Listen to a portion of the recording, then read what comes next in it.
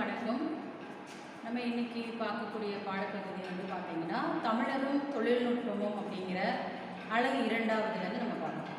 இப்போ இதுக்கு முந்தைய பாடங்களில் நம்ம தமிழனுடைய பெருமை சார்ந்து அவனுடைய வாழ்வியல் சார்ந்து எப்படியெல்லாம் அவனுடைய வாழ்விடத்தை அமைத்து கொண்டான், அதோடைய முன்னேற்றமாக பரிணாம வளர்ச்சியாக ஒரு குகைகளில் வாழ்ந்த மனிதன் எப்படி ஒரு பெரும் கட்டிடங்களில் ஒரு அழகான அரண்மனையில் எப்படியெல்லாம் வாழ ஆரம்பித்தான் அப்படிங்கிற அந்த தொழில்நுட்பம் சார்ந்த விடயங்களை நம்ம முன்னாடி வகுப்புலேயே பார்த்தோம். அப்போ மாமல்லபுரம் கட்டடக்கலை அமைப்பு பல்லவர்கள் எப்படியெல்லாம் உருவாக்கினார்கள் அப்படிங்கிற பகுதியுடைய தொடர்ச்சியாக இன்றைக்கு நம்ம பார்க்கக்கூடியது சோழர்களுடைய கட்டடக்கலையும் அவர்களுடைய தொழில்நுட்பமும் சிற்பக்கலையில் என்ன மாதிரியான நுணுக்கங்களை எல்லாம் அவர்கள் முன்வைத்திருக்கிறார்கள், அதை எப்படி உலக மக்களுக்கெல்லாம் அறிமுகம் செய்திருக்கிறார்கள் அப்படிங்கிறத நம்ம இன்னைக்கு பார்க்கலாம். சோழர் காலத்து பெருங்கோயில் பார்த்தோம்னா சோழர் கால கட்டிடக்கலை என்பது பல்லவர்கள் துவக்கி வைத்தாலும் முத்தரையர்களை விஜயாலய சோழன் முதல் முறையாக அவர்களை தோற்கடித்து சோழ சாம்ராஜ்யத்தை பேரரசை உருவாக்குகிறார். அவர் உருவாக்கிய பின்பு முதல் முறையாக ராஜராஜ சோழன் 1903 இந்த தஞ்சை பெரிய கோயிலை கட்டமைக்கிறார். தஞ்சை பெரிய கோயிலை ராஜராஜ சோழன் கட்டுறாரு. 1903 1909 வரைக்கும் கிட்டத்தட்ட 6 ஆண்டுகளாக அந்த கோயிலானது கட்டப்பட்டது. சரிங்களா? உலக அளவில் இந்த கோயில் மிக பிரசித்தி பெற்ற கோயிலாக பேசப்படுவதற்கு காரணம் அந்த கோயிலுடைய கட்டடக்கலை தொழில்நுட்ப வளர்ச்சி. தமிழனுடைய அறிவு அப்படிங்கிறது உலகம் முழுமையும் கொண்டாடப்பட்டு கொண்டிருக்கிறது.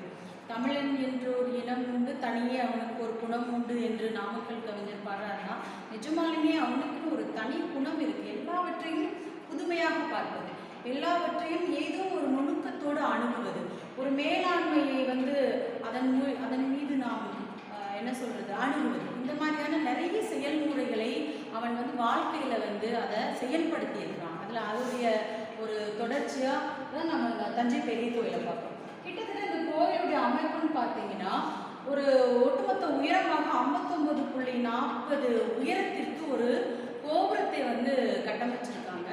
அதை ஒரு 30,000 நீளத்திற்கு பரப்பளவு, கோயிலுடைய பரப்பளவுன்னு பார்த்தீங்கன்னா 30,000 மீட்டர் அகலத்தில் அந்த கோயிலை எழுப்பியிருக்காரு. இன்னும் ஆச்சரியப்படக்கூடிய விஷயம் நம்ம என்னன்னு பார்த்தோம்னா இது கங்கை சமவெளி பகுதிகளில் தான் இந்த கோயில் கட்டப்பட்டிருக்கு.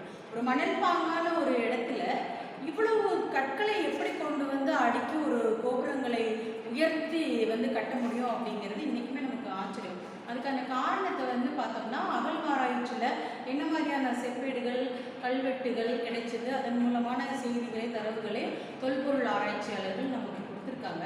அதில் ஒரு சில விஷயம் பார்த்தீங்கன்னா இந்த கோயிலுடைய மேற்கு பகுதியிலிருந்து தொடங்கி ஒரு சாரத்தை அமைச்சிருக்காங்க. ஒரு கிட்டத்தட்ட 15 தளங்களை கோபுரத்துக்கு மேலே அடுக்கியிருக்காரு. அந்த 15 தளங்களை அடுக்குவதற்கு எப்படி கற்களை கொண்டு போய் சேர்த்தாங்க அப்படின்னு பார்த்தோம்னா சீன பெருஞ்சுவரை போல ஒரு சாய்வான ஒரு சாரத்தை உருவாக்கி அந்த கலசத்தை சுற்றி வர மாதிரியான ஒரு அமைப்பை உருவாக்கி அதை வலிமையாக உருவாக்கின பின்பு அதன் மீது ஒரு யானை பயணம் பண்ணுவது போல எல்லா அமைப்புகளையும் உருவாக்கினாங்க. அப்போ யானை மீது கற்களை சுமந்து கொண்டு போய் அவர்கள் அந்த கட்டடத்தை எழுப்பியிருக்கலாம் அப்படிங்கிற ஒரு செய்தியையும் நம்ம கல்வெட்டுகளும் அறிவோம். அதுக்கப்புறம் பார்த்தீங்கன்னா உள்ள இருக்கக்கூடிய சிவலிங்கம் அப்படிங்கிறது மிகப்பெரிய உயரமான ஒரு சிவலிங்கம். ஒரு 3.7 மீட்டர் நீளத்தில் பார்த்தீங்கன்னா உயரத்தில் சிவலிங்கத்தை அந்த பெருவுடையார் லிங்கத்தை அமைச்சிருக்காங்க. அதை ஆச்சரியப்படுத்துகிறது. அதையும் தாண்டி இந்த நந்தியுடைய சிலை பார்த்தீங்க அப்படின்னா ஒரு 14 அடி உயரத்திற்கு நந்தியுடைய சிலை இருக்குது. அகலம் பார்த்தீங்கன்னா ஒரு 7 மீட்டர் அப்படின்னு சொல்லலாம். அதுலேருந்து ஒரு நீளமும் 7 அகலம் 3 அப்படிங்கிற அளவுக்கு மிக பிரம்மாண்டமான நந்தியை ஒரே கல்லில் செதுக்கியிருக்காங்க. இதுதான் ராஜராஜ சோழனுடைய தஞ்சை பெருவுடையார் கோயிலுடைய சிறப்பு அம்சங்கள்ல நம்ம சொல்லலாம். அதுக்கப்புறம் பார்த்தீங்கன்னா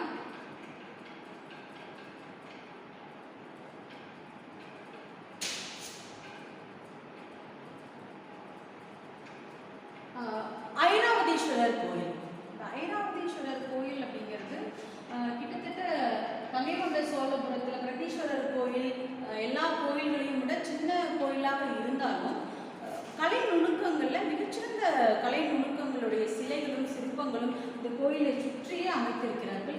இன்னும் ஒரு சிறப்பு என்னன்னு பார்த்தோம்னா, கோயிலை முழுமையாக நம்ம பார்த்தோம் அப்படின்னா ஒரு ஒரு தேரை 4 குதிரைகள் 4 யானைகள் வந்து இழுத்து கொண்டு போவதை போன்ற ஒரு அழகான ஒரு வடிவமைப்போடு வந்து அவ்வளவு இப்படி யோசிக்க முடியுமா அப்படிங்கிற அளவுக்கு நம்ம வந்து நம்மளை ஆச்சரியப்படுத்தக்கூடிய ஒரு அமைப்பு அப்படிங்கிறது ஐராவதீஸ்வரர் கோயிலுடைய அமைப்பு.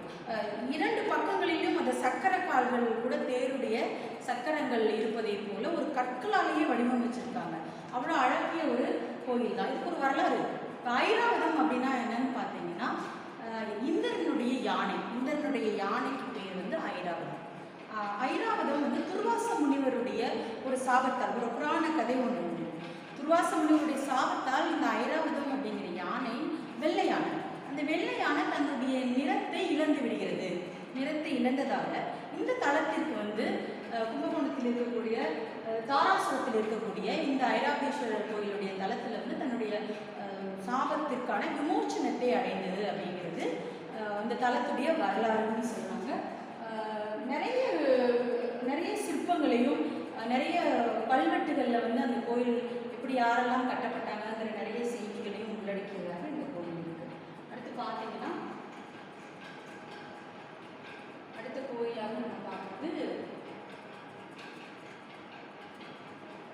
தில்லை நடராஜர் கோயில்.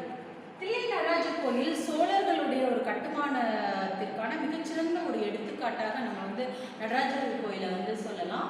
இந்த கோயிலை கட்டியவர் வந்து ஆதித்த சோழனுடைய மகன் பராந்தக சோழன் தான் இந்த கோயிலை வந்து கட்டியிருக்காரு. இதில் வந்து ரொம்ப புதுமையாகவும் என்ன விஷயத்தை புகுத்திருக்காங்கன்னு பார்த்தீங்கன்னா, இந்த கோபுரம் முழுமையுமே வந்து தங்கத்தால் வேயப்பட்ட ஒரு கோயில். சிதம்பரம் நடராஜர் கோயில் சிதம்பரத்தில் இருக்கிறது. தில்லை நடராஜர் கோயில்னு சொல்லுவாங்க. கோபுரம் முழுமையாக வந்து தங்கத்தால் வேயப்பட்டது. அப்பவே பாருங்க, தங்கத்துல வந்து உலோகங்களே இந்த உலகத்திற்கு அறிமுகப்படுத்தியவனே தமிழன் தான். சரிங்களா? இரும்பு, எஃகு அப்படின்னு சொல்லி எல்லாவற்றையும் தமிழன் தான் வந்து உலகத்திற்கு அறிமுகப்படுத்தினா. தங்கத்துல முழுமையாக இந்த கோபுரத்தை வேய்ந்ததால் இவனுக்கு பொன்வேய்ந்த சோழன் அப்படின்னு ஒரு பெயர் கூட இருக்கு. பொன்வேய்ந்த சோழன், பராந்தக சோழனுக்கு இன்னொரு பெயர் இருக்கு. இந்த கோயிலில் ரொம்ப சிறப்பான ஒரு நிகழ்ச்சினா, ஒவ்வொரு சிவராத்திரி தோறும் வந்து பார்த்தீங்கன்னா நாட்டியாஞ்சலி அப்படின்னு ஒரு இசை நிகழ்ச்சி, நடன நிகழ்ச்சியெல்லாம் வச்சு இறைவனை வந்து மகிழ்விக்கக்கூடிய ஒரு பிரம்மாண்டமான நாட்டியாஞ்சலி அப்படிங்கிற ஒரு நிகழ்வு இங்கே நடக்குது. அதுதான் இந்த கோயிலுடைய சிறப்பு. அதுக்கப்புறம் நம்ம அடுத்த கோயிலாக பிரகதீஸ்வரர் கோயில், அதை நம்ம பார்த்துட்டோம். தஞ்சை பெரிய கோயில் பற்றிய செய்திகளை வந்து பார்த்துருக்கோம். அதுக்கப்புறம் முக்கியமான ஒரு கோயில், சோழ சாம்ராஜ்யத்தின் தஞ்சை பெரிய கோயிலோட ஒரு பிரம்மாண்டமான ஒரு கோயில்னு பார்த்தோம் அப்படின்னா கங்கை கொண்ட சோழபுரம். கங்கை கொண்ட சோழபுரத்தை ராஜேந்திர சோழன், ராஜராஜ சோழனின் மகனான ராஜேந்திர சோழன் தான் இந்த கங்கை கொண்ட சோழபுரம் அப்படிங்கிற பெரும் நகரத்தை உருவாக்கியிருக்காரு. கங்கை கரை முழுமைக்கும் வடக்கு வரைக்குமாக போய் போர் புரிந்து எல்லா இடங்களையும் வந்து அவர் கைப்பற்றுகிறார். வெற்றி வாகை சூடி கங்கை நதிக்கரையில் இருக்கக்கூடிய இந்த இடத்துல தான் வந்து ஒரு கோயிலை வந்து சிவபெருமானுக்காக உருவாக்கி அதை தலைநகரமாக கொண்டு பல ஆண்டுகளாக இதில் வந்து ஆட்சி செய்திருக்காரு. ரொம்ப நுணுக்கமான பல விடயங்களை இங்கே முன்னிறுத்திய கோயில் தான் இது. ஆந்திரா, கர்நாடகா, இன்னும் பல ஊர்களில் இருந்து அங்கே இருக்கக்கூடிய சிறப்பான கோயிலில் இருக்கக்கூடிய சிலைகளை எல்லாம் எடுத்துகிட்டு வந்து இங்கே வச்சிருக்காரு. இது வந்து இன்னும் கூடுதலான நமக்கு ஒரு சிறப்பு செய்தி. என்னோட கற்பகிரகத்தில் பார்த்தீங்கன்னா உலகத்திலேயே ரொம்ப நீளமான ஒரு லிங்கம், அதாவது பிரகதீஸ்வரர் கோயிலை விடவே நீளமான உயரமான ஒரு லிங்கம், 4 மீட்டர் உயரத்தில் ஒரு பிரம்மாண்ட லிங்கம் வந்து இந்த கோயிலில் இருக்கு. அதுக்கப்புறம் பார்த்தீங்கன்னா இந்த வெளிப்புற சுவர்களில் நிறைய செப்பு பட்டயங்களில் வந்து பார்த்தீங்கன்னா இந்த கோயில் உருவான வரலாறு, சோழர்களுடைய வரலாறு வேறு எங்கேயும் கிடைக்காத அரிய பல செய்திகள் வந்து எழுத்துக்களில், தமிழ் பிராமி எழுத்துக்களில் வந்து இதில் வந்து சொல்லி செப்பேடுகளில் காண கிடைக்கிறது நம்ம தொல்பொருள் ஆராய்ச்சியாளர்கள் சொல்கிறாங்க. அதுக்கப்புறம் பின்னாடி வந்த சோழர்கள் வந்து இது இன்னும் செப்பனிட்டார்கள் அப்படிங்கிற செய்தியும் நம்ம பார்க்க முடிகிறது.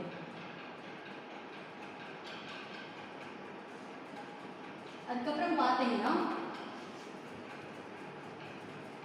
ராஜகோபாலசாமி திருக்கோயில்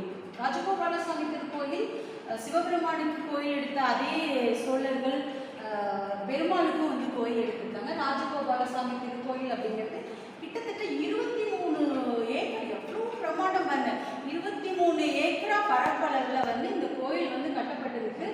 24 சன்னதிகள், 24 சன்னதிகள், 16 உயர்ந்த கோபுரங்கள், 7 மாடங்கள், 9 குளங்கள், இப்படி நிறைய ஒரு மிக பிரம்மாண்டமான ஒரு கோயில் அப்படிங்கிறது. இது ரொம்ப பழமையான கோயில்னு சொல்றாங்க. 1800 ஆண்டுகளுக்கு முற்பட்ட கோயில் அப்படின்னு இந்த ராஜகோபாலசாமி கோயில்களை பற்றி நம்ம வரலாறு சொல்கிறது. பல்வேறு சோழ மன்னர்களால் தொடர்ந்து இந்த கோயில் புதுப்பிக்கப்பட்டு கொண்டே இருந்திருக்கு. உலகளவில் இருக்கக்கூடிய பெரிய குளங்களில் இந்த குளமும் ஒன்றாக பேசப்படுகிறது. சரிங்களா? அவர் கோயிலின் குளம் இந்தியாவிலேயே மிகப்பெரிய குளங்களில் ஒன்றாக பேசப்படுகிறது. பின்னாடி வந்த நாயக்கர்கள் வந்து தொடர்ந்து இந்த கோயிலை வந்து புதுப்பிச்சிருக்காங்க. அதே போல பார்த்தீங்கன்னா அடுத்தடுத்து சோழர்களுடைய பெருமையை சார்ந்து நம்ம சொல்லக்கூடிய கோயில்கள் வரிசையில் பார்த்தீங்களா, அப்போ சோழர்களுடைய இந்த கட்டடக்கலையில வந்து தொடர்ந்து கங்கை கொண்ட சோழபுரத்திலிருந்து, பிரகதீஸ்வரர் கோயிலிருந்து நிறைய கோயில்களை வந்து பிரம்மாண்டமாக புதுப்பிச்சிருக்காங்க. அதில் இந்த கும்பேஸ்வரர் ஆலயம் கும்பகோணத்தில் இருக்கு. இந்த கோயில் தான் சோழர்களுடைய வம்சத்தில் வந்து புதுப்பிக்கப்பட்ட கடைசி கோயில் வரிசையில் இந்த கோயில் இருக்கு. இந்த கோயிலை பார்த்தீங்கன்னா ஆண்டுதோறும் மாசி மகம் அப்படிங்கிற ஒரு மிகப்பெரிய விழா ஒன்றை எடுக்கிறாங்க. அதில் 12 வருடத்திற்கு ஒரு முறை மாசி மகம் அப்படிங்கிற விழாவும் எடுக்கிறாங்க. 1300 ஆண்டுகள் பழமையான இந்த கோயில் வந்து பார்த்தீங்கன்னா இன்னைக்கும் வந்து பல பொக்கிஷங்களாக பல நம்முடைய வரலாற்றை சுமந்து கொண்டு இருக்கக்கூடிய ஒரு கோயிலாக இருக்கிறது. இவ்வாறாக வந்து சோழர்கள் கட்டிடக்கலையும் அவர்களுடைய சிற்பக்கலையின் நுணுக்கங்களையும் நம்ம இந்த வகுப்பில் பார்த்தோம்.